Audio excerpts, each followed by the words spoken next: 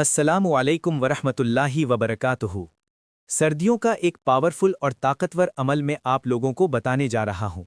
ہو سکے تو روزانہ اس عمل کو کرنے کی کوشش کریں، ورنہ ہفتے میں ایک مرتبہ، ورنہ 2 ہفتے میں، اور اتنا بھی ممکن نہ ہو تو کم سے کم مہینے میں ایک مرتبہ اس عمل کو کرنے کی ضرور کوشش کریں۔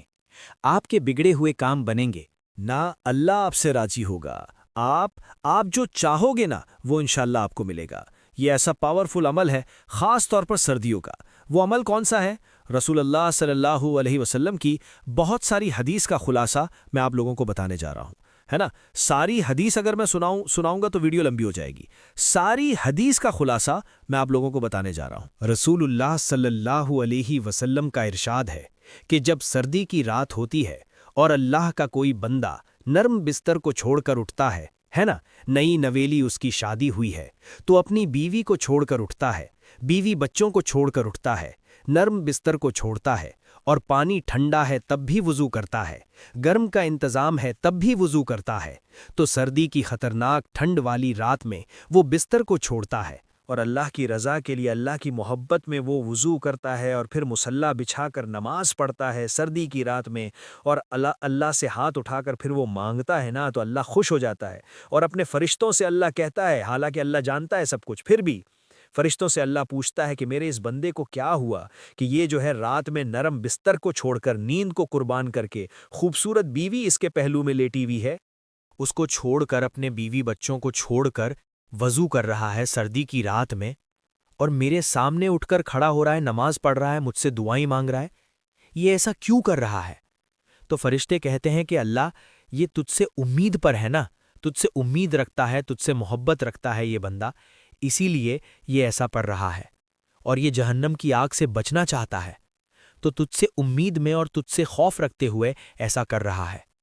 تو اللہ فرماتا ہے کہ جاؤ، میں تمہیں گواہ بنا کر یہ بات کہتا ہوں کہ جو اس نے مانگا وہ میں نے اس کو دیا، اور اس کو جہنم کی آگ سے بھی بچا لیا۔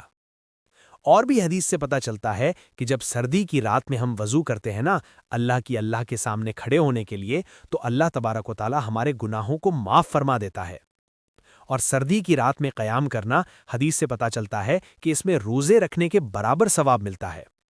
تو میرے عزیز بھائیوں، میری بہنوں، سردی کی رات میں تہجد پڑھنا ہے نا، تہجد پڑھنے کا ثواب بہت زیادہ ہے۔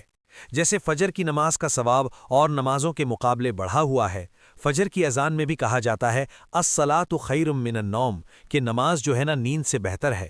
اسی طرح سے سردیوں کی رات میں تہجد پڑھنے کا ثواب اور دنوں کے مقابلے بڑھا ہوا ہے، دعائیں قبول ہوتی ہیں۔